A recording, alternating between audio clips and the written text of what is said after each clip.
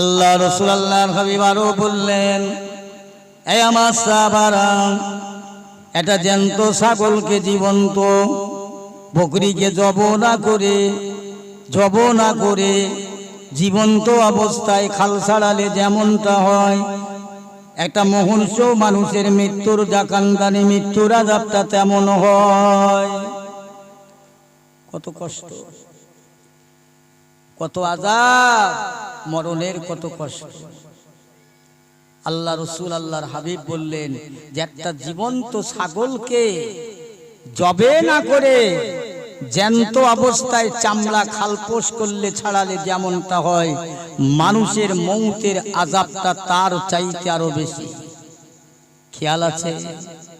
চিন্তা করেন, মানুষ একটু অনুতপ্ত হন, আল্লাহ রসুলের গোলাম হন, আল্লাহকে চেনেন, আল্লাহ যে কথা বললেন আল্লাহকে ভয় করুন, ভয় করার মানুষ হন। এই যে আপনাদের এখানে মক্তব তৈরি হয়েছে, মক্তব, আমাকে বলছিল 17টা ছেলে কোরআন শরীফ পড়ছে। কোরআনের আলো, কোরআন শরীফ পড়ছে 17, একটা অক্ষরে 10টা করে নেকি, একটা অক্ষরে কোরআন শরীফ। আল্লাহর কোরআন পাক আল্লাহ জানিয়ে দিলেন, পাহাড় কাছে বললেন, আমার পাহাড় পর্বত শোনো, আমি আল্লাহ পাক আমার কালামুল্লাহ শরীফ পাহাড় তোমার কাছে রাখতে চাই, তুমি কি রাখবে? পাহাড় বলেছিলেন, না না, ও রব্বুল আলামিন আল্লাহ পাক, তামাম দুনিয়া যত আছে আমাদের উপর চাপাও, এর ভার রাখতে পারবো, কিন্তু কোরআনের ভার আমরা রাখতে পারবো না। আসমানের কাছে গেলেন, আসমান ওই কথা বললেন, জমিনের কাছে গেলেন, জমিন ওই কথা বললেন। আল্লাহর কোরআন আল্লাহ ইচ্ছা করে যাকে পারে তাকে দিক না, আমরা কি করব, আমরা কি করতে পারি? কিন্তু না, এই কোরআন এই মানুষ সেদিন মাথায় মেনেছিল। আল্লাহ পাক আপনার কোরআন শরীফ নিয়ে আপনি পাহাড়ের কাছ থেকে ফেরত আসবেন, জমিন কাছ থেকে ফেরত আসবেন, আসমানের কাছ থেকে ফেরত আসবেন না, না না, দিন ওই কোরআন শরীফটা আমাদের কাছে দিন না। আল্লাহ পাক বলেছিলেন, আলা আস্তু বিরাব্বিকুম, আল্লাহ পাক বলে, আমি কি তোমাদের মাবুদ নয়, প্রভু নয়? আমরা বলেছিলাম, কালু ওয়ালা গা, আপনি আমাদের প্রভু, আপনি আমাদের খালিক মালিক আল্লাহ। জোরে বলুন সুবহানাল্লাহ। সবাই মেনে নিয়েছিলাম এই কোরআন। একটা অক্ষর পড়লে 10টা নেকি। সেই কোরআন যেখান তেলাওয়াত হয় আল্লাহর বরকত হয়, আল্লাহ বরকত দান করে। কথা বলছে, আলিফ লাম মিম, 3টি অক্ষর। মুসলমান ইমানদার গোরস্থানায় জিয়ারাত করতে যাবেন, বর্ণ পরিচয় পড়ে, দুনিয়ার ভূগোল পড়ে, ইতিহাস পড়ে আপনি দোয়া করবে, দোয়া কবুল হবে না। আল্লাহ পাকের কোরআন শরীফ 1.2 সূরা ইয়াসিন শরীফ, মুজাম্মিল শরীফ, সূরা রহমান শরীফ, সূরা হাসর শরীফ তেলাওয়াত করে আল্লাহ পাকের দরবারে দুটো হাত তুলে কাঁদবেন। আল্লাহ পাক জানিয়ে দিলেন, লা তাকনাতু মির রাহমাতিল্লাহ, ইন্নাল্লাহা ইয়াগফিরুয যুনুবা জামিয়া, ইন্নাহু হুয়াল গফুরুর রহিম। হে আমার বান্দা বান্দি, তোমরা গুনাহ করেছো, পাপ করেছো না জানি, তোমরা দুনিয়ায় পাহাড়ের চাইতে আসমান পরিমাণ বান্দা, এই আসমান পরিমাণ গুনার বোঝালি আমি আল্লাহ পাকের দরবারে তুই অনুতপ্ত হয়ে কাঁদবি। বান্দা, তোর দুটো চোখের কোনা দিয়ে যদি মাছির মাথা পরিমাণ পানি বাড়ি হয়ে যায়, যদি নাকি না পানি বার হয়ে যায়, তবে খবরদার তুই কান্নার মতো অভিনয় করবি, ছলনা করবি, বাহানা করবি। আমি আল্লাহ পাক রহমানির রহিম, দয়াময়, দয়ার সাগর, আমি দয়া করে মেহেরবানি করে তোর অতীত জীবনের গুনাহ মাফ করে দেব। জোরে বলুন, মাফ করে দেবে। আল্লাহ ওয়াদা করেছে, ঘোষণা করেছে। কোরআন শরীফ, সেই কোরআন শরীফ পড়ার একটা মক্তব তৈরি হয়েছে। এই কোরআন শিক্ষা করার সময়টা আজকে পেয়েছেন, কোরআনটাকে পৌঁছে দিতে, ইসলামটাকে পৌঁছে দিতে আমার নবী কম দুঃখ পাইনি, কম কষ্ট পাইনি। এই কোরআনের আলো মানুষের কাছে পৌঁছে দিতে তায়েবের মাটিতে মার খেলেন, মক্কা ছেড়ে মদিনায় গেলেন, গুহার ভিতরে ঢুকলেন। অপরাধটা কি নবীর? কোরআনের আলো মানুষকে শিক্ষা দিচ্ছেন, ইসলামের দীক্ষা দিচ্ছেন। আবু জেহেলের সহ্য হয় না, এ মোহাম্মদের বাপ নেই, মা নেই, যার কোনো আধিপত্য নেই, সে আজকে ইমানের কথা বলবে, ইসলামের কথা বলবে, শিক্ষার কথা বলবে। ও মোহাম্মদ কিচ্ছু জানে না, ও মাদ্রাসা মক্তবে পড়েনি, ও আমাদেরকে কি শিক্ষা দেবে? এই হবে না, এ নতুন ধর্ম আমরা মানছি না, মানব না। আমাদের বাপ দাদা 14 পুরুষ যা মেনে এসেছে, ঠাকুর পুজো করব, মূর্তি পুজো করব, ওর কথা বাদ দাও, ছেড়ে দাও। আল্লাহ নবীকে কষ্ট দেয়নি, যত কষ্ট দিয়েছে আল্লাহ তত আমার নবীকে সম্মান ইজ্জত বাড়িয়ে দিয়েছে। বলেন না সুবহানাল্লাহ। যত কষ্ট দিয়ে আল্লাহ কথা বলেন না, ওয়ালা তাহিনু ওয়ালা তাহজানু আনতুমুল আলাউলা ইন কুনতুম মুমিনিন। কোরআন শরীফ। এ বান্দা বান্দি, বান্দা বান্দি, গুনাহ করিস না, পাপ করি, অন্যায় করি, বান্দা শোন, তোরা আমার হয়ে যা, আমার হয়ে যা। আমি আল্লাহ পাক দুনিয়াতে তোদের বেইজ্জতি করব না, লাঞ্ছিত করব না, তোদের খাওয়া বন্ধ করব না, তোদের জিকির দায়িক আমি আল্লাহ, মান সম্মানের মালিক আমি আল্লাহ, তোদের ইজ্জতের মালিক আমি আল্লাহ। আমি আল্লাহ তোদের বাঁচাবো, এই দুনিয়ায় বাঁচাবো, বাঁচাবো, আল্লাহ আখিরাতে আল্লাহ পাক আমি তোমার জাহান্নাম থেকে বাঁচাবো। একমাত্র তোরা ইন কুনতুম মুমিনিন, 1 নম্বর মুমিন হয়ে যা। তামাম দুনিয়া তোর দুশ্মন হবে, শত্রু হবে, আমি আল্লাহ তোর বন্ধু হয়ে যাব। তোর একটা পশমের ক্ষতি করতে পারবে না, জোরে বলা যাবে না সুবহানাল্লাহ। আল্লাহ ওয়াদা করেছে, অঙ্গীকার করেছে, যা আমার রসুলকে তরিয়ে লিছি, তোদেরকে নেব। বুঝছেন? আজকে কোরআন শিক্ষা করার মক্তব তৈরি হয়েছে। আপনারা এই পর্যন্ত কোরআন শরীফ, ইসলাম, আলো কলমা আনতে এ পর্যন্ত আসতে কত কষ্ট হয়েছে। এ মহফিলে মানুষ বসতে চায় না, এ মহফিলে মানুষ আর দাম দিতে চায় না। কি হলো গো বাবা? দুনিয়া ছাড়তে হবে। একমাত্র খোদার কসম করে বলছি, আল্লাহ এবং আল্লাহ রসুল ছাড়া আমাদের কেউ নাই। এখানেও কেউ নাই, আখিরাতে কেউ থাকবে না, আল্লাহ আল্লাহ রসুল ছাড়া। বুঝেছেন? এই কোরআন শরীফটা আজকের দুনিয়ার বেটা ছেলে মেয়ে ছেলে পড়তে পারছে, কিন্তু কোরআন শরীফ যখন হয়েছিল কি কষ্ট করে পড়তে হয়েছিল। আবু জেহেল এক সময় এসে বলছে, এই তোমরা কি পারবে? আব্দুল্লাহর বেটা মোহাম্মদকে দুনিয়া থেকে বিদায় করে দেওয়ার মতো কেউ নাই? হ্যাঁ, আমি একটা মক্কার অধিপতি, অধিনায়ক, একটা লিডার, বাদশাহ, আর আব্দুল্লাহর বেটা যার কেউ নেই, সে আজকের নতুন ধর্ম প্রচার করবে, আর আমরা ঘরে বসে থাকবো, তোমরা নাকে সর্ষের তেল দিয়ে ঘুমাবে। কি করতে হবে? বলে কি করতে হবে মানে ওকে জীবন্ত শেষ করে দিতে হবে, মারতেই হবে। হা হা। ওমর ছিল বিরাট আবু জেহেলের অন্তরঙ্গ মানুষ। তার 2 দিন আগে আমার আল্লাহর নবী দোয়া চেয়েছিলেন, দোয়া করেছিলেন, আল্লাহ এই সময় হয় আবু জাহেল নাই ওমরকে আল্লাহ হেদায়েত দিন, যাকে খুশি তাদের দ্বারা ইসলাম প্রচার প্রসারিত হয়।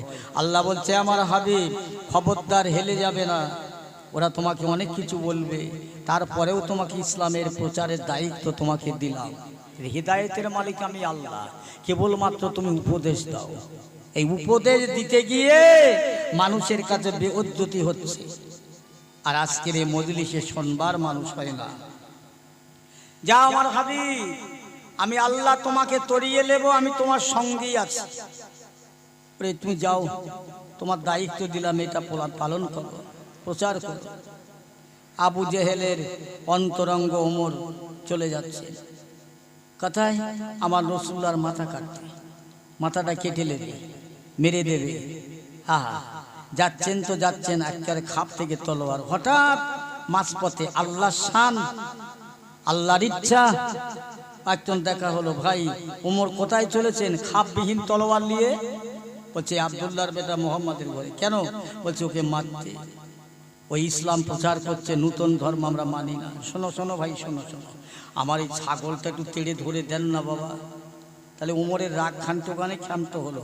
একটা গাড়ি যদি রানিং যায়, স্পিড যায়, সামনে যদি একটা বাম্পার পড়ে, তাহলে গাড়িটাকে স্লো করতে হবে। ওমরের জন্য একটা বাম্পার। ভাই দাঁড়ান দাঁড়ান দাঁড়ান, আমার এই বকরি ছাগলটা একটু তেড়ে ধর দেন না ভাই, আমি পাচ্ছি না। ওমর তাড়তে লাগলেন, তেড়ে তেড়ে তেড়ে তেড়ে পেরেশান হয়ে গেলেন, হয়রান হয়ে গেলেন। ভাই আমি পাচ্ছি না এই ছাগলটা ধরতে। তো তাহলে তুমি একটা অবলা জন্তি, একটা অবলা জানোয়ারকে তেড়ে ধরতে পারলেন না, আর একটা বাফারা মাহারা নবী আল্লাহর পয়গম্বর, যার ছায়া জমিনে পড়ে না, যার গায়ের খুশবু হয়, সে মানুষের মাথা কাটতে যাচ্ছে। ওমর বলছে তাহলে তোমাকে হত্যা করব। কেন না তুমি মুসলমান হয়েছে। ওমর শোনো, আগে তুমি ঘর সাবধান করো। তাহলে তার মানে তাহলে তোমার বোন আর তোমার বোনাই মুসলমান হয়ে গেছে, খবরটা রাখো না, যাকে দিকে দিয়ে যাও। ওমর আকবর তলোয়ার চালিয়ে নিজের বোনার আর বোনের বাড়ির দিকে রওনা হয়। ও মুসলমান ইমানদার, আল্লাহ নবী সাহাবী, আল্লাহ নবী সাহাবীর বিবি কোরআন তেলাওয়াত করছে ঘরের মধ্যে বসে বসে বসে বসে। ওমর দরজায় গিয়ে তালি মারছেন, ও আমার বোন দরজা খুলুন। বোন বলছে হুজুর আর বাঁচাবেন না, আমার ভাই ওমর এসে গেছে। ওমর বড় শক্তিশালী, ক্ষমতাশালী। ও আমার বিবি শিগগিরই জলদি করে তাড়াতাড়ি আল্লাহর কোরআন শরীফটা হিফাজত করো, গোপন করো, সংরক্ষণ করো। আমাদের মেরে ফেলে দিলে কিন্তু যায় আসে না, আল্লাহর কোরআন যেন বেইজ্জতি না করে। দেরি হয়ে যায়, সময় চলে যায়। ওমর বারবার করে ঘরে ধাক্কা মারে দরজায়। দরজা খুলে দেওয়ার পরে ওই সময় বলছো আমার বোনাই, বলো আমাকে চিনতে পেরেছো? হ্যাঁ তুমি তো ওমর। চিনতে যদি পারো, আমার হাতেটা কি তলোয়ার? সত্যি করে একটা কথা বলবে? বলে কি বলে? বলে আপনি মোহাম্মদের হাতে হাত দিয়ে কলমা পড়েছ। বলে হ্যাঁ।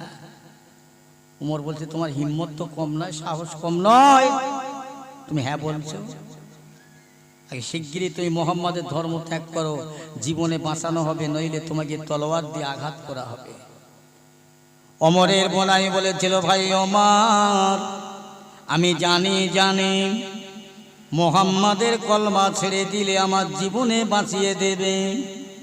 ও ভাই ওমর, খবরদার খবরদার, আমার ঘরে মাথা থাকতে জান থাকতে কোনো দিনের জন্য মোহাম্মদের বাণীটা ত্যাগ করব না, পারবো না। আমাকে মেরে দাও, মরে যাব, টুকরো টুকরো করে দাও দেবে, কিন্তু জেনে রাখবে আমি মোহাম্মদের মুখ থেকে হাতে হাত দিয়ে একবার পড়ে লিখি কালমা লা ইলাহা ইল্লাল্লাহু মুহাম্মাদুর রাসূলুল্লাহ সাল্লাল্লাহু আলাইহি ওয়াসাল্লাম। এই কলমাটা আমি ভুলে যাব না, আমার মরণ পর্যন্ত একবার জোরে বলা যাবে না সুবহানাল্লাহ। আমার মউত হয়ে যাবে তো ভুলে যাব না। কি করতে চান? ওমর রাগ সহ্য করতে পারলেন না, বোনাইকে আঘাত করছেন তলোয়ার দিয়ে। বোন গিয়ে ভাইকে পাঁজা করে ধরেন, ভাই মারবেন না, মারা যাবে পরের ছেলে, মারবেন না। বোনাইকে ছেড়ে বোনকে ধরে, আবার বোনাই গিয়ে বলে ভাই মেরো নাই, যে তোমার মায়ের পেটের বোন, তোমার অন্তরে একটু দয়া ময়া নাই, ভালোবাসা নাই, মারবেন না। আবার বোনকে ছেড়ে দিয়ে বোনাইকে ধরে। ওমর নিজের বোনাইকে তোমার মারলো, মারতে মারতে অজ্ঞান হয়ে গেল, বিহুশ হয়ে গেল, আর কোনো হুঁশ নাই, জ্ঞান নাই। ওই সময় ওমরের বোন বলছে ভাই ওমর, আপনি মুসলমান নয়, আমি মুসলমান। আপনি আমার মায়ের পেটের ভাই, আমি আপনার মায়ের পেটের বোন। তবে জেনে রাখো, আজকে তুমি বেদিন, আমি একজন মুসলমান। তোমার এই কথাটার উপরে আমি যেতে পারবো না। ওমর রাগতে এত রাগা রেগে গেলেন, বোনের গলা ধাক্কা দিয়ে ঠেলে ফেলে দিলেন, মুখ থুবড়ে পড়ে গেলেন, দাঁত ভেঙে রক্ত বার হচ্ছে। কি হবে? আল্লাহ নবী সাহাবীর বিবি বলছে ও ভাই ওমর, আমার দাঁত ভেঙে যাবে, শেষ হয়ে যাব, মরে যাব, জেনে রাখবে তোমার কলমা, তোমার কথা শুনে আমি কলমা ভুলে যাব না। ওমর বলছে বোন এক কাজ করো তো, এই তোমাদের কোরআন শরীফটা আমার কাছে দেবে, আমি একটু দেখবো, আমি যে এত মারা মারলাম, এত পেটাই দিলাম, আমার হাত দুটো অসাড় অবাস নিশাড় হয়ে গেল, অতএব তবু তোমরা কোরআনকে ভুলছো না, একটু আমাকে দেখাবে। না না, কোরআন তোমাকে দেখানো যাবে না। কোরআন হচ্ছে পাক পবিত্র, নাপাক অবস্থায় স্পর্শ করা যাবে না।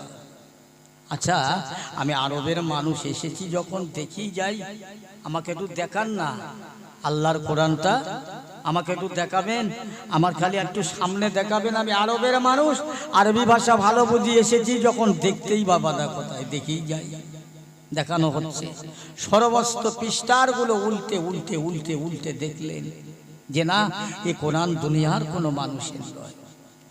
আমার বলছে বোন আমার শুনে নাও, আমি যা দেখলাম এ কোরআন দুনিয়ার কোনো মানুষের তৈরি নয়, এ কোরআন দুনিয়ার কোনো ঋষি মুনি ঋষির তৈরি নয়, কবি দার্শনিকের তৈরি নয়।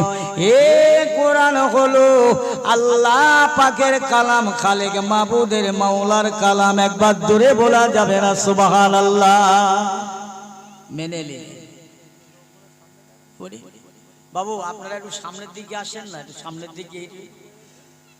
ওই পিছনের লোকগুলো বসতে যায়, আপনারা সামনে আসেন, একটু আগে আসেন, একটু আগে আসেন। এটা একটু তকবীর দেই, আপনার তকবীর আওয়াজ দিতে দিয়ে চলে আসেন।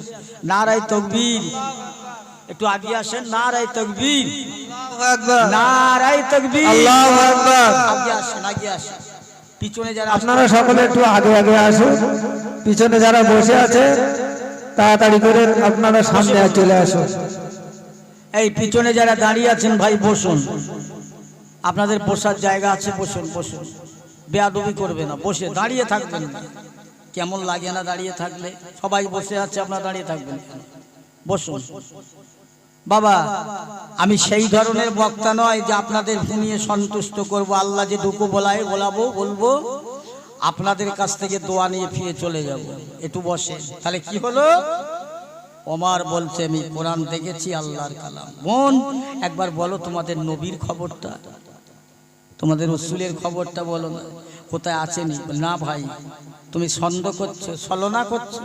না না, আমি ছলনা করছি না, আমি সত্যি সেই মহামনীষীর কাছে একটু যাব, দেখা করব। ওমরকে খবর বলে দিলেন, যাও। এইভাবে গেলে আল্লাহর নবীর কাছে মাত্র 39 জন মানুষ বসে আছে, আপনি গেলে 40 জন হবে। যান। আজাদ ওমর ফারুক ওই সময় তলোয়ার চালিয়ে আস্তে আস্তে করে আল্লাহ নবীর দরবারের দিকে রওনা হয়। ও মুসলমান ইমানদার, আল্লাহ ওয়ালা গনেরাম, ওমর বারবার যেতে যেতে আল্লাহ নবী যে জায়গাটা আছে ওই জায়গাতে ঘরের দরজায় গিয়ে আঘাত করছেন, ঘামালেন। এমন সময় বলতে নবী সাহাবীরা, ইয়া রাসূলুল্লাহ, হাবিবাল্লাহ, যে ওমরের ভয়েতে চুরি করে গোপনে ঘরে দরজা দিয়ে কোরআন তেলাওয়াত করে আস্তে আস্তে, ইয়া রাসূলুল্লাহ, হাবিবাল্লাহ, সেই ওমর আজ আমাদের নিকটবর্তী, আর আমাদের বাঁচাবে না। আল্লাহ নবী বলছেন, সাহাবীরা, ও আমার সাহাবারা, দরজাটা খুলে দাও। ওমরের খবর যদি ভালো হয় তা ভালো, না হলে ওই ওমরের তলোয়ার দিয়ে ওমরকে হত্যা করে দেব। আল্লাহ রাসূলের কথা মতো সাহাবীরা দরজাটা খুলে দিলেন। আল্লাহ নবী সাহাবীর দিকে ওমর পায়ে পায়ে টুক টুক টুক টুক করে যাচ্ছে। যেই না আমার রাসূলুল্লাহর কাছাকাছি পৌঁছে গেলেন, আমার নবী, আপনার নবী, রহমতের নবী, মায়ার নবী উঠলেন। উঠে কিনা আল্লাহ নবী ওমরের হাত দুটো চেপে ধরলে, বাবা ওমর, আর কতদিন আমার কাঁদাবে বাবা, আর কত আমার অন্তরে জ্বালা দেবে বাবা, আর কত কষ্ট দেবে বাবা। ইয়া রাসূলুল্লাহ, হাবিবাল্লাহ, আমি আর আপনাকে জ্বালাতন করব না, জ্বালাবো না, কষ্ট দেব না। এখন আপনার কাছে আমার এই কথা, আমি ওমর যে অন্যায় করেছি আমার মাফ হবে কিনা বলুন। যদি নাকি মাফ না হয়, এই আমার তলোয়ার দিয়ে আমার মাথাটা কেটে দেন না। ইয়া রাসূলুল্লাহ, ইয়া হাবিবাল্লাহ, আমি ওমর যা অপরাধ করেছি আমার অপরাধের মাপ আছে কি না জানি না। ইয়া রাসূলুল্লাহ, আমার মাপ যদি থাকে আপনার হাতটা ধরে জনমের মতো কলমা শরীফটা পড়িয়ে দেন। আমার আল্লাহ নবী বলেছিলেন, বাবা ওমর, আল্লাহ পাক বড় দয়ালু, দয়াময়, গফুর রহিম, আল্লাহ মাফ করনেওয়ালা, মাফ করে দেবেন।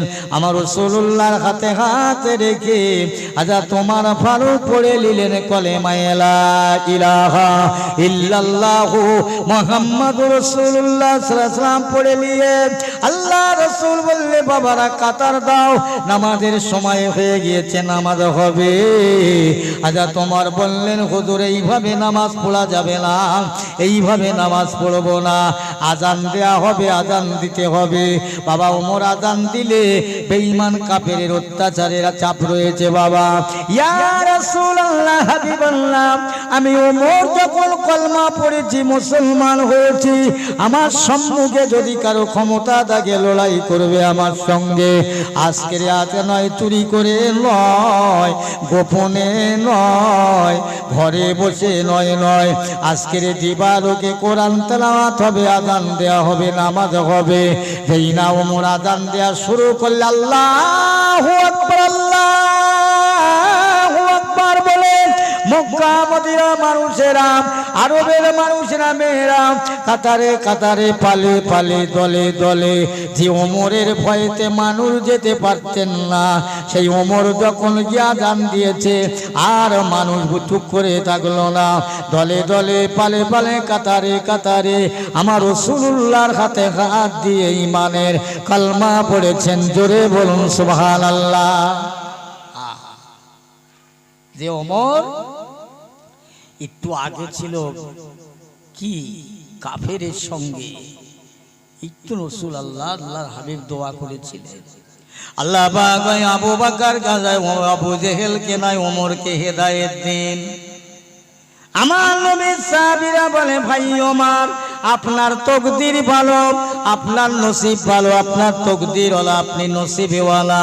আল্লাহর নবী গত দুদিন আগে দোয়া করেছিল, আল্লাহ পাক ভাই ওমরকে নাই আবু জেহেলকে, আল্লাহ ওমরকে নাই আবু জেহেলকে হেদায়েত দিন। আল্লাহ পাক আপনার দোয়া, আল্লাহর নবীর দোয়াটা আপনার জন্য কবুল করেছে। মুসলমান ইমানদার, ভালো করে শুনেলাম কোন নবীর কথা বলছি আমি।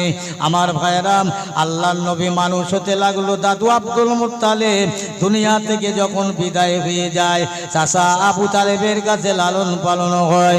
চাচা আবু তালেব বৃদ্ধ হয়ে গেছে, বুড়ো হয়ে গেছে, মারা যাবে, ইন্তেকাল হয়ে যাবে, মরণের বিছানায় শুয়ে পড়েছে। আমার রাসূলুল্লাহ গিয়ে বলতে, চাচা যান, আপনি আমাকে লালন পালন করেছেন, গালে তুলে খাইয়েছেন, কোলে করে নিয়েছেন, কাঁধে করে নিয়েছেন, ঘুমা চুমা খেয়েছেন। চাচা যান, চাচা যান, একবার অন্তত পড়ে লাও কালমায়ে লা ইলাহা ইল্লাল্লাহ মুহাম্মাদুর রাসূলুল্লাহ, তোমার বলতে লাগবে না। কাল কিয়ামতের ময়দানে, হাসরের ময়দানে লক্ষ কোটি মানুষের ভিড়ে আমি তোমার যাতে জান্নাতে নিয়ে যেতে পারি গো আমার চাচা, একবার পড়ে লাও, কাউকে শোনাবার প্রয়োজন হবে না। ওদিকে আবু জেহেল মাতার কাছে দাঁড়িয়ে বলছো, আবু তালেব ভাইপোর মাথায় পড়ে, ভাইপোর চক্রান্ত পড়ে যেন আমাদের বাপ দাদার 14 পুরুষের ধর্মের মাথায় পা দিও না, দেব দেবীর পূজাটা সর্বনাশ করো না। সেই পর্যন্ত আবু তালেবের কলমা নসিব হলো না, মারা গেল। ভালো করে শুনেলেন, আল্লাহর নবী ওই চাচার কবরে ধার দিয়ে যেতে যেতে জিজ্ঞাসা করলেন, চাচা যান, চাচা যান, একবার বলুন আপনার কবরে আপনি কেমন আছেন? আবু তালেব বলছে, বাবা মুহাম্মদ, আমার বড় ভাগ্য খারাপ রে বাবা, তোর কথা শুনে একবার যদি পড়ে নিতাম কলেমা শরীফটা, আমার জিন্দেগি আখিরাতটা উপকার হতো, লাভ ভাব হতো বাবারে, আজকে আমি তোমাকে কোলে করে পিঠে করে কাঁধে করে আমার দেহ যেখানে তোমার ছোঁয়া লেগেছে, ছোঁয়া লেগেছে, তোমার স্পর্শ লেগেছে, জাহান্নামের আগুন তো ধরে না, গায়ে লাগে না বাবা। আমার দুইটা জায়গাও কেবল তোমার ছোঁয়া লাগেনি, সেই দুটো হলো পায়ের তালু। ওই পায়ের তালুতে জাহান্নামের আগুনের জুতো পরিয়ে আমার পায়ে পরিয়ে দিয়েছে, তার আকর্ষণে আমার মাথার মগজ টকবাক টকবাক করে ফুটতে রয়েছে। ও মুসলমান ভালো করে শোনো, আল্লাহর নবী আবু তালেব পাঁজা করে জড়িয়ে ধরেছিল দেহ, আল্লাহর জাহান্নামের আগুনটা আবু তালেবের গায়ে লাগে না। জোরে জোরে বলুন সুবহানাল্লাহ। কত বড় রসুল ছিলেন, কোন নবীর কথা বলছি? সেই নবীকে মারবার জন্য বেঈমান আবু জেহেল অনেক চক্রান্ত করেছে। কোন নবী? শুনলে অবাক হয়ে যাবে। আল্লাহ রসুল, আল্লাহর হাবিব, দিন দুনিয়ার বাদশা, দয়াল নবী আমার বসে রয়েছে। সাহাবী হুজুররা এসে বললেন, ইয়া রাসূলুল্লাহ, হাবিবাল্লাহ, আপনি একবার বলুন, আল্লাহ পাক আপনাকে সৃষ্টি করেছেন বন্ধু করে, আপনাকে আল্লাহ দোস্ত করেছে, আপনি বলুন আপনার সাথে আল্লাহর কি সম্পর্ক, আল্লাহর সাথে আপনার কি সম্পর্ক আছে, একটু শুনি আমরা। সাহাবীদের কপাল, আমার নবী হলেন বক্তা, সাহাবীরা শ্রোতা। আল্লাহ রসুল বলতে, শোনো, সর্বপ্রথম আমি রসুল্লাহ আমার নূরকে যখন পয়দা করেছে, নূরকে পয়দা করার পরে তারপর দুনিয়ায় যাবতীয় সবকিছু আমি আল্লাহ পাকের যখন জিকির করতে লেগেছিলাম, আমি তখন মায়ের গর্ভে আসেনি, দুনিয়ায় আসেনি। ইতিপূর্বে জিবরাইল আলাইহিস সালাম এসে উপস্থিত। আসসালামু আলাইকা ইয়া রাসূলুল্লাহ, হাবিবাল্লাহ। ওয়া আলাইকুম আসসালাম জিবরাইল। কি মনে করে, হুজুর একটু বলবেন আপনার বয়স কত আর আমার বয়স কত? আল্লাহর নবী বলছেন, জিবরাইল তুমি বলো তোমার বয়স কত? বলে, হুজুর আমি বয়সের ঠিক সংখ্যা না দিতে পারলে আমি কিছুটা নিদর্শন দিতে বলতে পারি, বলো। ইয়া রাসূলুল্লাহ, হাবিবাল্লাহ, আমি জিবরাইল আলাইহিস সালাম দেখতাম আল্লাহর আকাশে, আল্লাহর আল্লাহ একটা নূরের তারা উদিত হতো। ওই তারাটা আমি একবার দেখতে পেতাম, দেখতে দেখতে 70,000 বছর পার হয়ে যেত। আবার যখন দেখতে পেতাম না, 70,000 বছর আমি দেখতে পেতাম না। এইভাবে আমি জিবরাইল সালাম দেখতে দেখতে দেখতে দেখতে ওই তারাটা একবার নয়, দুবার নয়, আমার জিন্দেগিতে 72,000 বার দেখেছিলাম। একটু জোরে বলা যাবে না সুবহানাল্লাহ? আর একটু জোরে হয় না সুবহানাল্লাহ? 72,000 বার। এ জিবরাইল তারাটার মাঝে কি দেখতে পেতেন? ইয়া রাসূলুল্লাহ, হাবিবাল্লাহ, ওই তারাটার মস্তকে একটা টুপি দেখতে পেতাম, ওই তারার গলায় একটা মোতির মালা, দুই কানে দুটো দুল দেখতে পেতাম। এত জ্যোতির্ময়। আমার নবী বলেছিলেন, ও জিবরাইল, ওই তারা দেখেছো, ওই তারাটা অন্য কোনো তারা নয়, ওইটা হলো আমি নবী মুহাম্মদুর রাসূলুল্লাহ সাল্লাল্লাহু আলাইহি ওয়াসাল্লাম। আমার মাথায় যে টুপিটা দেখতে পেতেন, আমার আলী, আমার জামাত, আমার সাহাবী, জানো না আল্লাহ পাক আমাকে ইলমের শহর করে বানিয়েছে, আর ইলমের শহরের দরজা করেছে আলীকে। ও বাবা শুনে নাও, আমার গলায় যে মোতির মালা দেখতে পেতে, ওই মালাটা আমার জান্নাতি ফাতেমা। আমার কানে দুটো দুল ছিল, ওই দুল দুটো যাতে মামাদ হাসান আর হোসাইন, এই চারজনকে সাথে করে সঙ্গী করে নিয়ে আমার গুনাহগার উম্মতের জন্য আমি কাঁদতে থাকতাম, কাঁদতাল্লাহ আমার উম্মতের মাফ করে দেবেন। আমি তা কোনো পর্যন্ত উম্মতের জন্য কেঁদেছি। একবার জোরে বলা যাবে না সুবহানাল্লাহ? আমি তখনও কেঁদেছি, মায়ের পেটে তখনও আসেনি। উম্মতের জন্য আল্লাহ, আমার উম্মতের উপায় কি হবে? আজও কাঁদছে, কিয়ামত পর্যন্ত মদিনার মাটিতে নিচে শুয়ে কাঁদবে। আমার ভাইরা, সাহাবায়ে রাসূলরা বলেন, হুজুর আপনি বলুন আল্লাহর সাথে আপনার কিছু সম্পর্ক? এ আমার সাহাবীরা, আমার আল্লাহ পাক পরওয়ারদিগারে মাওলা আমাকে যখন নূর করে জ্যোতি করে বানিয়েছে, আল্লাহ পাক আমাকে বন্ধু করে হাবিব করে বানিয়েছে। আমি আল্লাহ পাকের তাসবিহ তেলাওয়াত করতে লাগলাম। ভালো করে শুনে নাও, আল্লাহর নবী বলছেন আমি প্রথমে তাসবিহ পড়তে লাগলাম সুবহানাল্লাহ সুবহানাল্লাহ, 1 নয় 2 নয় 70,000 বছর সুবহানাল্লাহ পাঠ করলাম। আবার পাল্টে নিলাম আলহামদুলিল্লাহ আলহামদুলিল্লাহ, এটাও 70,000 বছর পাঠ করলাম। আবার পাল্টে নিয়ে আল্লাহু আকবার আল্লাহু আকবার, এটাও 70,000 বছর পাঠ করলাম। এই 3 সাথে 2,10,000 বছর আমি আমার আল্লাহর জিকির করেছিলাম। জোরে বলুন, জোরে বলেন না সুবহানাল্লাহ। কি বাবু কষ্ট হচ্ছে আপনাদের নাকি? তাহলে 2,10,000 বছর আল্লাহর নবী তখন মায়ের গর্ভে আসেননি, জিকির করেছে। সাহাবারা রূপত প্রশ্ন করেন, ইয়া রাসূলুল্লাহ হাবিবাল্লাহ আপনি এত জিকির করলেন কেন? তখন তো আপনি বেগুনাহ মাসুম নিষ্পাপী। ও সাহাবীরা, আল্লাহ পাক এমন একটা জামানা বানাবেন, এমন একটা সময় বানাবে আমার আখিরি জামানার উম্মতেরা তারা দুর্বল হবে, কমজোর হবে, গুনাহগার হবে, বদকার হবে, সিয়াকার হবে। আমি রাসূলুল্লাহ তাই জিকির করছি, জিকির করে করে এই জিকিরে যা নেকি হবে, ফায়দা কি আল্লাহ পাক যা সওয়াব দেবে, কাল ময়দানে মহাশরে মিজানের পাল্লা টাঙিয়ে এই সব নেকি আমার গুনাহগার উম্মতের যাদের নেকির পাল্লা হালকা হয়ে যাবে, এই সব সওয়াবগুলো তুলে দিয়ে আমার উম্মত যাতে জাহান্নামে না যায়, আমার উম্মত যাতে আমার সাথে আল্লাহর রহমতের জান্নাতে যায়, আমি এই জন্যে 2,10,000 বছর জিকির করেছিলাম।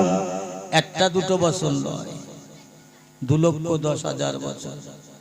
নবী তখন দুনিয়ায় আসেননি, আসার আগে ও সাহাবীরা শোনো শোনো, আল্লাহ পাকের তাসবিহ পড়ার পরে আমার আল্লাহ এত খুশ হয়ে যায়, আমার আল্লাহ এত রাজি হয়ে যায়। ও মুসলমান, দুনিয়ায় যা কিছু করবেন নেক কাজ নেক আশা নেক উদ্দেশ্য নিয়ে আল্লাহকে খুশি করার জন্য করো, আল্লাহকে রাজি করার জন্য করো।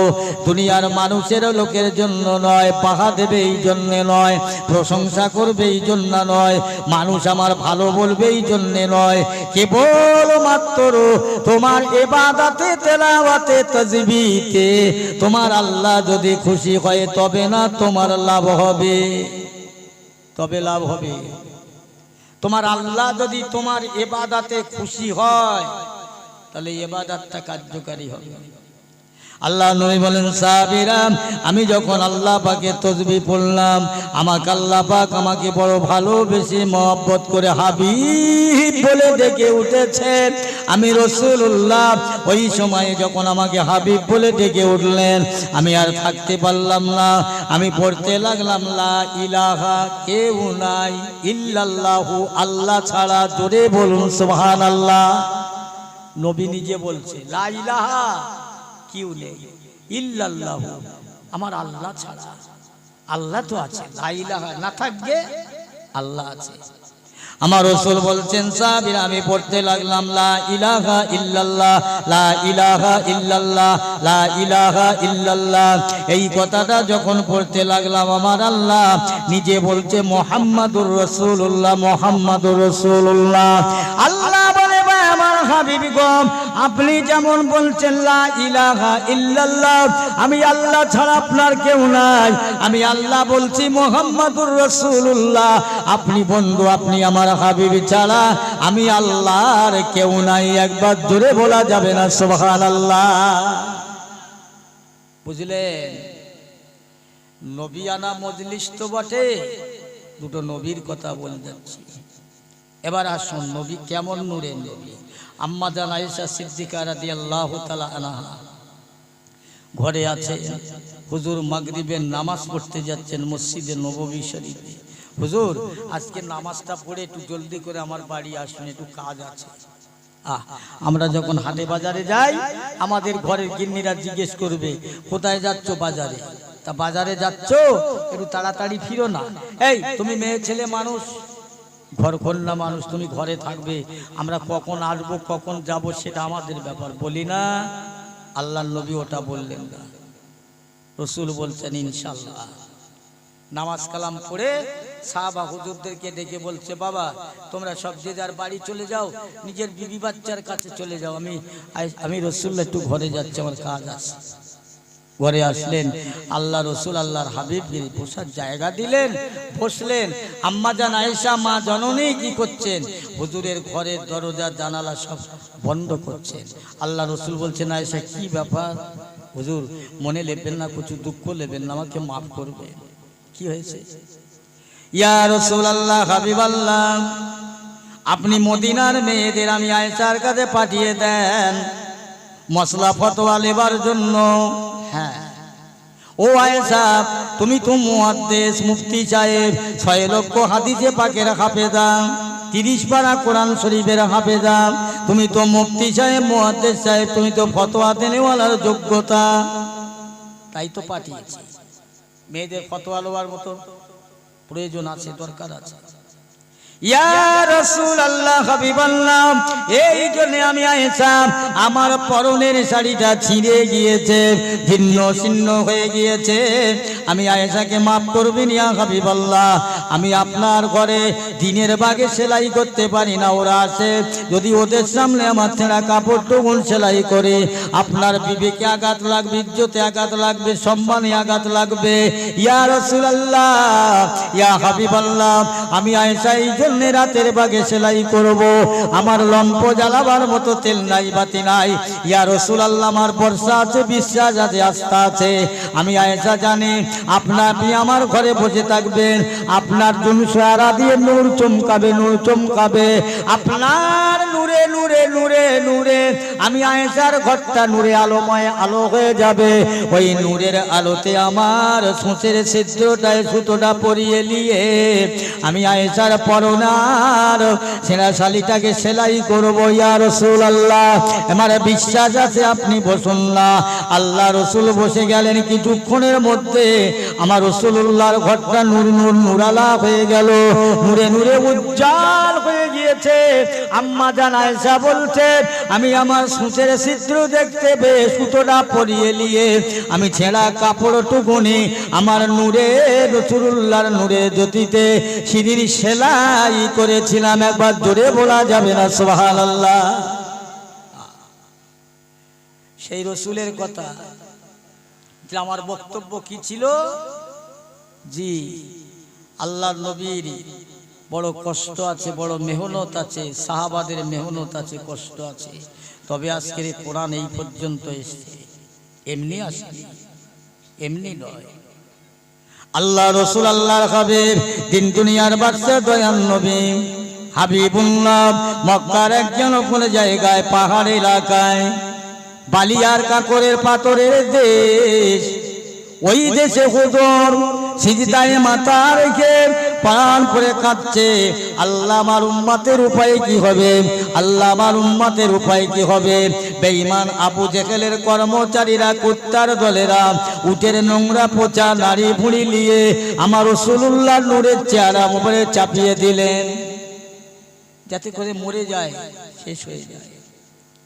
কিন্তু না, আমাদের ফাতেমাতুজ জাহরা রাদিয়াল্লাহু তাআলা আনহা আব্বার খোঁজে বেরিয়েছেন, কোথাও কোনো দিকে পাচ্ছেন না।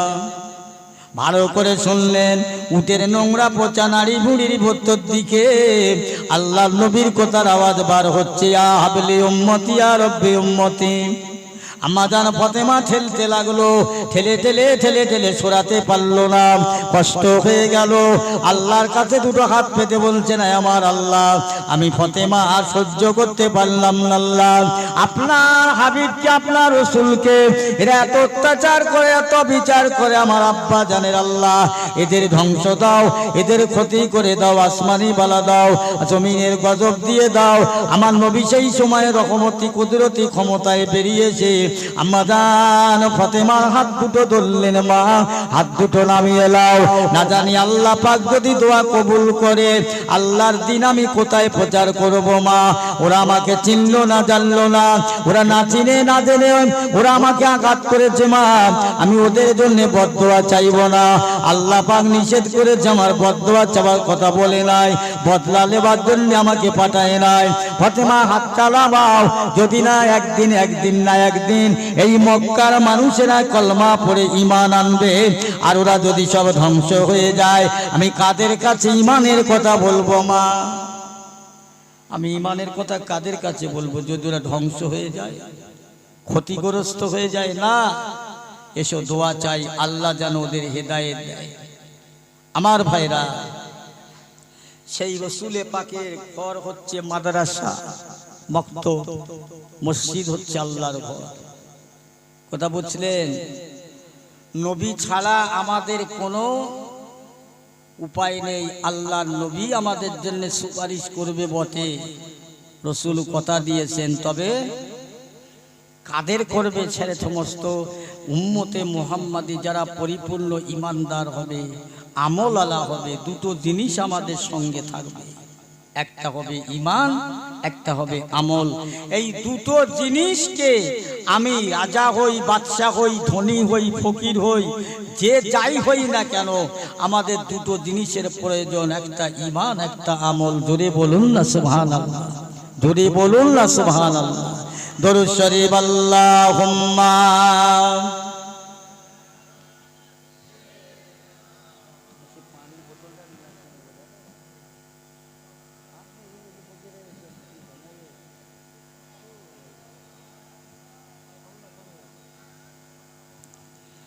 হইতাম যদি ফুলের মালা, খুশবু ভরা গোলাপে, কিংবা যদি হইতাম আমি গুলিস্তানের বুলবুলি, যাইতাম আমি রওজা পাকে, রইতাম আমি মদিনা, দিবানিশি দরুদ পড়ে জুড়িয়ে নিতাম আমার প্রাণ। আল্লাহুম্মা, জোরে জোরে সাল্লি আলা, মাশাআল্লাহ, ওয়ালা আলি সাইয়্যিদিনা। আমি যদি আরব হতাম মদিনার ওই পথ, আমি যদি আরব হইতাম মদিনার ওই পথ, ওই পথে চলিতেন আমার নূর নবী হযরত। আল্লাহুম্মা সাল্লি আলা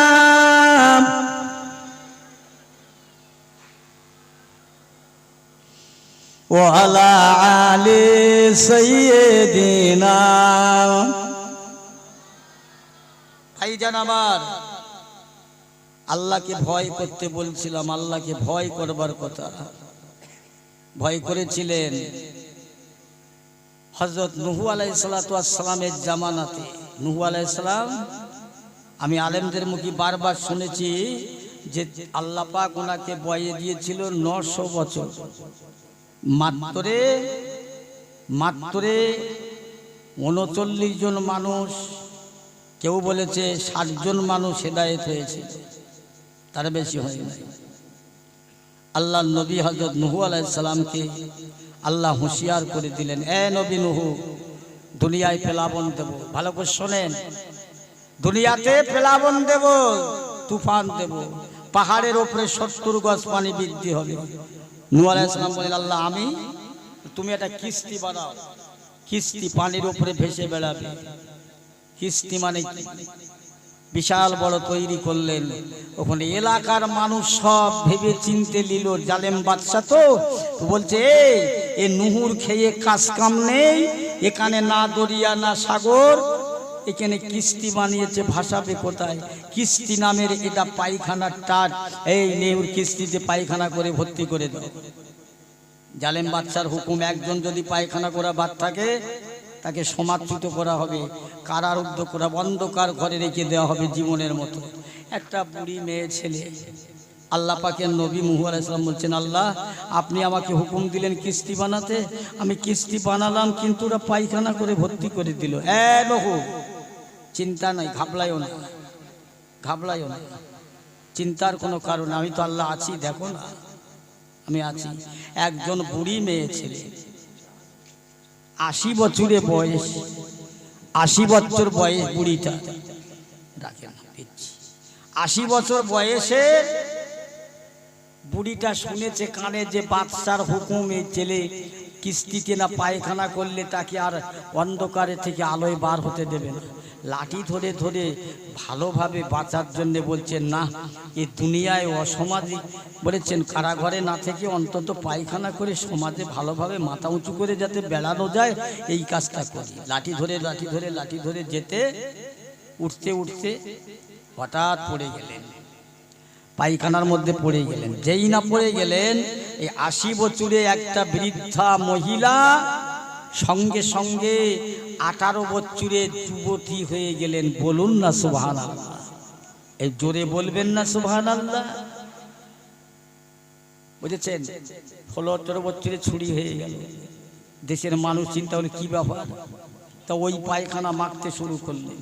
কুষ্ঠবেদী, যার জনম রোগ সারে না, কানকালা, চোখন্ধ সব সেরে যাচ্ছে, আর দুধ পায় না, আর পায়খানা নেই। শেষের বেলা কিস্তি ধুয়ে পানি করে বোতলে করে নিয়ে চলে যাচ্ছে। আল্লাহ বলছেন, এই নূহ, দেখলে আল্লাহ তোমারই মক করো, তোমার সব কিছু। নূহ আলাইহিস সালামের কিস্তি পরিষ্কার হয়ে গেল। দরুদ শরীফ আল্লাহুম্মা সাল্লি আলা।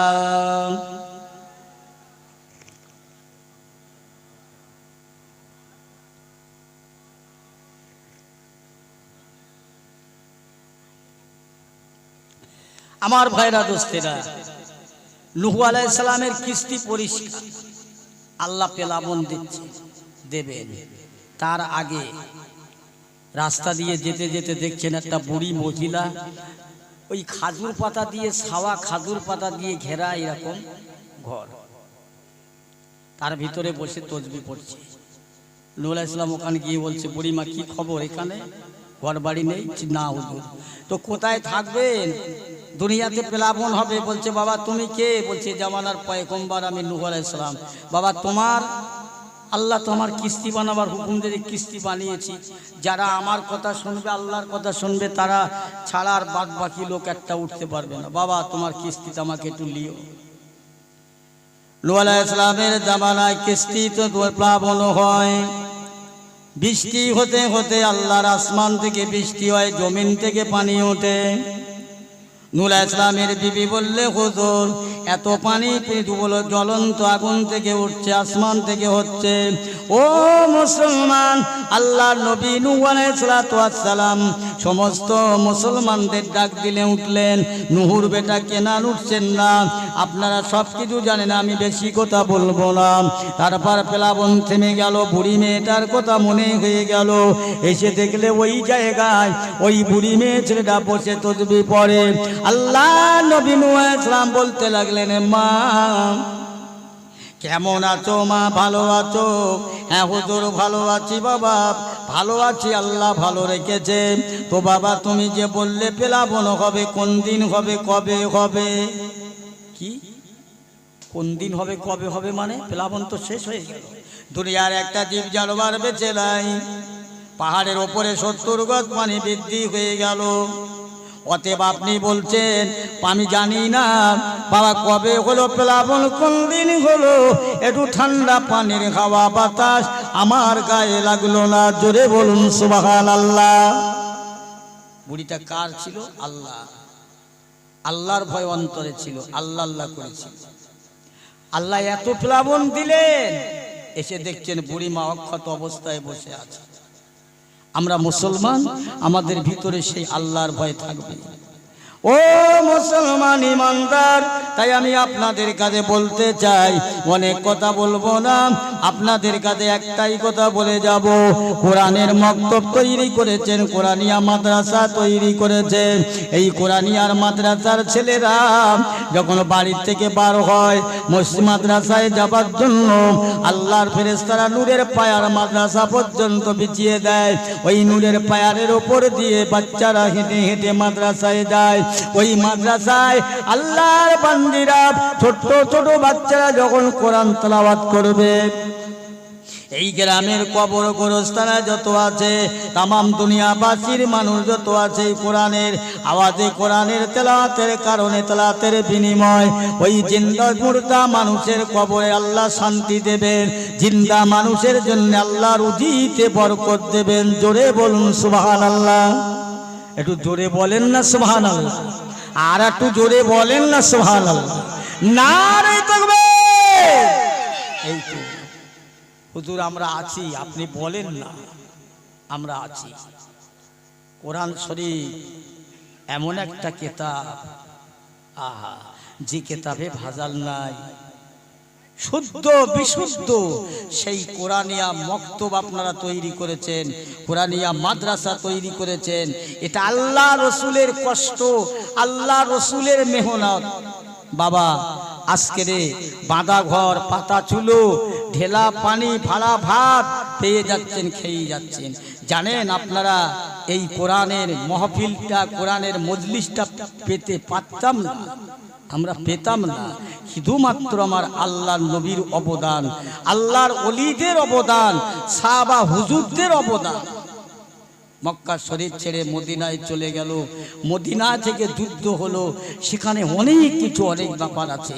তাই আমি আপনাদের কাছে বলবো বাবা, এই কোরআনের মাদ্রাসার জন্য, কোরআনিয়া মক্তব, এটা আপনাদের টিকিয়ে রাখতে হবে, লক্ষ্য রাখতে হবে। এই গ্রামের মানুষ, এই পাড়ার মানুষ প্রত্যেকটা দিন লক্ষ্য রাখবে, মাদ্রাসার দিকে দেখবেন। এটা বড় একটা মাদ্রাসা হয়ে যাবে একদিন, আল্লাহ যদি চায়, আল্লাহ চায়।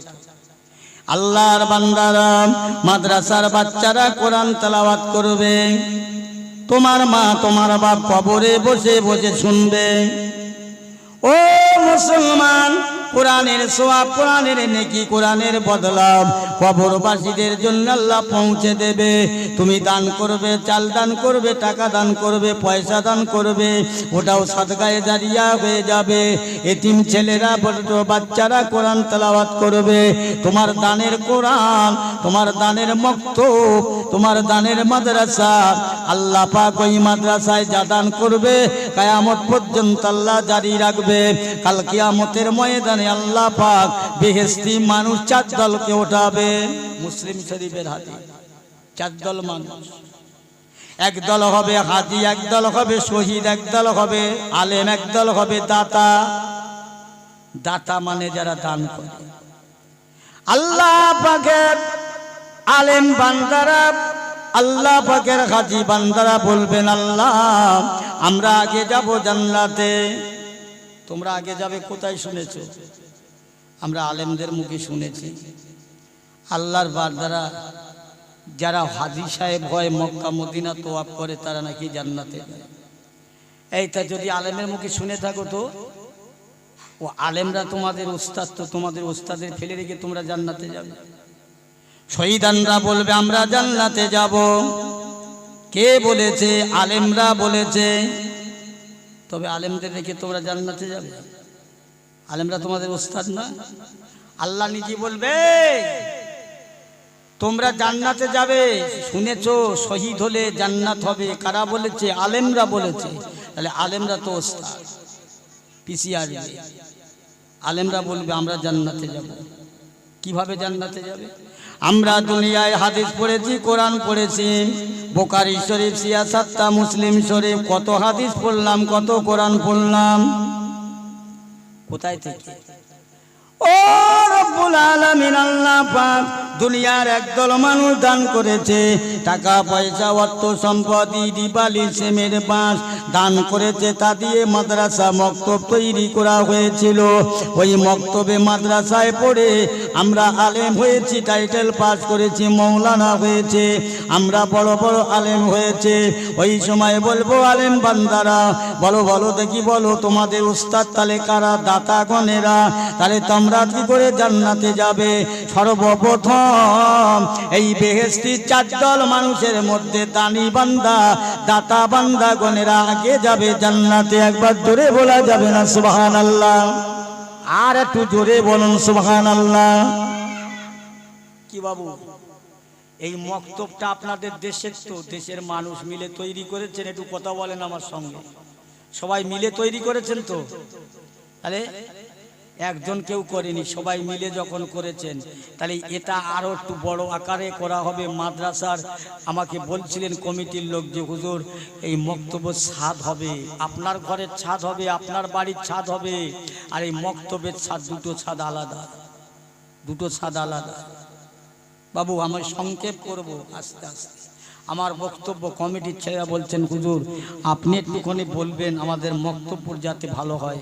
17টা ছেলে কোরআন শরীফ তেলাওয়াত করছে। কতটা ছাত্র পড়ছে আমার সঙ্গে বলছিল? 86 জন ছাত্র পড়ছে। ওহ মাশাআল্লাহ, গত সপ্তাহে 17টা ছেলে একসঙ্গে কোরআন শরীফ পড়েছে। মা বাপের মন ভরে যাবে, দেশের লোকের মুখ উজ্জ্বলা হবে, বুঝেছেন? গর্ব করেন, গর্ব করেন যে আমরা কোরআন শিখতে পাই না, আমাদের ছেলেগুলো অন্তত শিখুক, বাচ্চাগুলো শিখুক, নাতি পোতাগুলো শিখুক। হ্যাঁ মুসলমান ইমানদারেরা, একটা মানুষ যখন মৌসের খালাতে যায় মৃত্যুর বিছানায় শুয়ে পড়ে, বলা হয়েছে কোনো কোরআন শরীফ নিয়ে কোনো হাফেজ কোনো মৌলানা ওই মুহূর্ত মানুষের মাথার পাশে বসে সূরা ইয়াসিন শরীফ পাঠ করে। মৃত্যুর জাকানদানি থেকে 3টি নাজাত পায়। 1 নম্বর মুহূর্ত মানুষের যত পানির তৃষ্ণা হয়, এত পানির পিপাসা হয়, সূরা ইয়াসিন শরীফের বিনিময়ে পানির তৃষ্ণা মিটে যাবে। আল্লাহ নবী বললেন ওই মুহূর্ত মানুষের এত কষ্ট হয়, ওই কষ্ট থেকে লাঘব হবে। সূরা মুজাম্মিল শরীফ, সূরা ইয়াসিন শরীফ, সূরা হাসর শরীফ পাঠ করবে, আল্লাহর বান্দার মৌতের আযাব থেকে আল্লাহ বাঁচিয়ে দেবে। ও আমার পেয়ারা মুসলমান ভাইয়েরা বাবাজিরা, দুনিয়ায় আপনি শিক্ষা করুন, বর্ণ পরিচয় পড়ুন, ইংরাজি পড়ুন, বাংলা পড়ুন, দুনিয়ায় যত রকম শিক্ষা আছে করুন, তার পাশাপাশি আল্লাহর কোরআনকে শিক্ষা দেবেন। আল্লাহর কোরআন যার মধ্যে নাই, দুনিয়া তার অন্তরটা ফাঁকা। যে ঘরে মানুষ বাস করে না ওই ঘরটা চামচিকে বাস করে। যার অন্তরে কোরআন নাই, শয়তানের বাসা বেঁধে আছে। বাবা আপনি পড়তে পারুন, আপনার নাতি পড়বে, আপনার ছেলে পড়বে, ব্যবস্থাটা করে দেন, করে দেন না। কেউ আছেন ভাই আল্লাহর রাস্তে এই মক্তবের ছাদের জন্য? অনেক মানুষের বসবাস এখানে। কি গো, অনেক মানুষ বাস করে এখানে? কত ঘর মানুষ আছে এখানে এই গ্রামটায় বলতে পারবে? কত ঘর মানুষ আছে একটু কথা বলেন না আমার সাথে। 100 ঘর মানুষ নেই? 100 ঘরের বেশি আছে বলছে। প্রত্যেক ঘরে থেকে যদি আগিয়ে আসেন আল্লাহর রাস্তে এই মাহফিলে, আমি আপনাদের জন্য দোয়া করব। এই মাহফিলে বসে কোন আল্লাহর বান্দা আছেন যে আমি 5,000 টাকা দেব এই মক্তবের ছাদের জন্য? কি 1 বস্তা সিমেন্ট দেবো, রড দেবো, বালি দেবো? বলতে পারবেন? অনেক কষ্ট করে এসেছি। আর কমিটির ছেলেরা আমাকে বললেন ভাই আপনাদের কাছে আমিও আবদার করে বলছি, একজন বলেন না, একজন বলেন আল্লাহর রাস্তে এসো, 5,000 টাকা দেবেন, দোয়া করব খাস করে। 5,000 মাশাআল্লাহ, নারায়ে তাকবীর। এই দেখেন এরা টাকাও দেবে না, জোরে তাকবীরও দেবে না। এই ছেলেরা জোরে বলো নারায়ে তাকবীর, আল্লাহু আকবার, নারায়ে তাকবীর, আল্লাহু আকবার। সিরাজ সিরাজুল ইসলাম ভাই এক বস্তা সিমেন্ট বলে জোরে বলুন জিন্দাবাদ জিন্দাবাদ সিরাজুল ইসলাম ভাই এক বস্তা সিমেন্ট জোরে বলুন জিন্দাবাদ জিন্দাবাদ নারে তাকবীর আল্লাহু আকবার আর কেউ আছেন এক বস্তা করে দেবেন এক বস্তা সিমেন্ট তারপরে আপনার টাকা ইট আছে আপনার বালি আছে সিমেন্ট আছে রড আছে আপনার দেবেন এক বস্তা সিমেন্ট আমার সিরাজুল ভাই দেবেন আর কেউ আছেন আল্লাহর রাস্তে বলুন মাশাআল্লাহ মাশাআল্লাহ গোপন দান ওইটা কেনা কত সুন্দর কথা বলেছেন ডান হাতে দান করো বাঁ হাত জানো না জানে গোপনীয় দান 5 বস্তা সিমেন্ট জোরে বলুন জিন্দাবাদ একটু জোরে বলেন জিন্দাবাদ নারে তাকবীর তুমি মৌল সাহেব লোক এসেছো টাকা নেবে একলাই তাকবীর দাও এই তো ব্যাপার আমরা বলবো না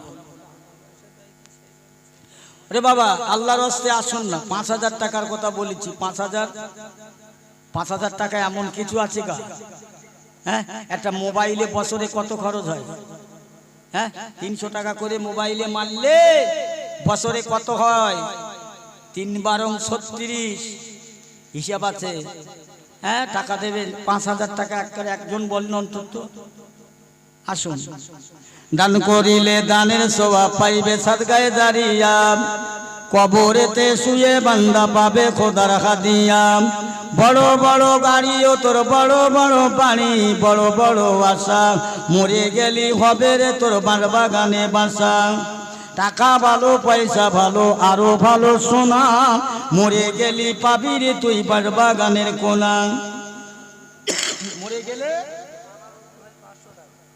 আনারুল ভাই 500 টাকা ওই দেখেন গরিব মানুষ না হলে 500 টাকা দেবে বলেছেন প্রতিশ্রুতি দিয়েছেন জোরে বলুন নারে তাকবীর আল্লাহু আকবার জোরে বলেন নারে তাকবীর আল্লাহু আকবার আসুন ভাই হুজুর অন্ধ মানুষ শুধু ক্যানিং থেকে হুজুর এসেছেন মুসাফির মানুষ হুজুরের হাতে হাত দিয়ে আপনারা কিছু সাহায্য করুন সাহেবউদ্দিন মন্ডল 1000 টাকা জোরে বলুন না নারে তাকবীর আল্লাহু আকবার আর আছেন ভাই আসে আল্লাহ কবুল করেন আল্লাহ কবুল করেন আল্লাহ হায়াত দারাজ করেন জানে মালে বরকত দেন আল্লাহ ভাইজান 1 বস্তা মাটি দিয়েছেন দোয়া করি গোপনীয় 5 বস্তা মাটি আল্লাহ দোয়া চাই দোয়া করি আরেক ভাই 500 টাকা দিয়েছেন আল্লাহ আরেক বান্দা দিয়েছেন আল্লাহ দোয়া কবুল করুন আল্লাহ আপনার দরবারে দোয়া কবুল করুন দানি বান্দাদের দান কবুল করুন হায়াতে সার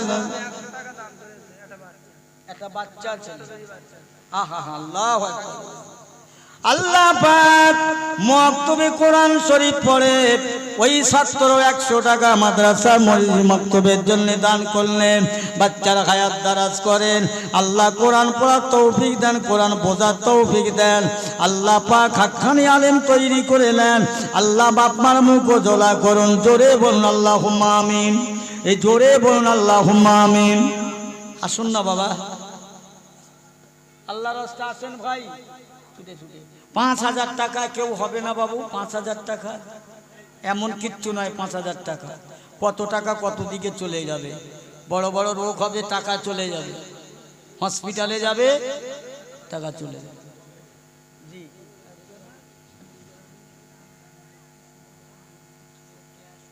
মাশাআল্লাহ মাশাআল্লাহ মাশাআল্লাহ আল্লাহ কবুল করুন আমার আম্মা জান শকরজান বিবি আল্লাহ মক্তবের জন্য মা জননী 2000 টাকা নগদে দান করেছেন আল্লাহ এই দান কবুল করুন আল্লাহ সংসারে সুখে শান্তিতে বাস করান আল্লাহ রোগ ব্যাধি বালাই হেফাজত করুন কিয়ামতের ময়দানে মহাশরে আম্মা জান আয়েশার সঙ্গে ফাতেমার সঙ্গে হাসর নাসর করাবেন জোরে বলুন আল্লাহুম্মা আমিন জোরে বলেন আল্লাহুম্মা আমিন আল্লাহ গোপন দান একজন 200 টাকা আল্লাহ কবুল করুন হায়াতে দারাজ করুন ঈমান আমলে বরকত দিন জ্ঞানে মালে বরকত দিন রাসূলুল্লাহ সুপারিশ শাফাআত নসিব করুন আরেকজন কই 5000 টাকা ভাই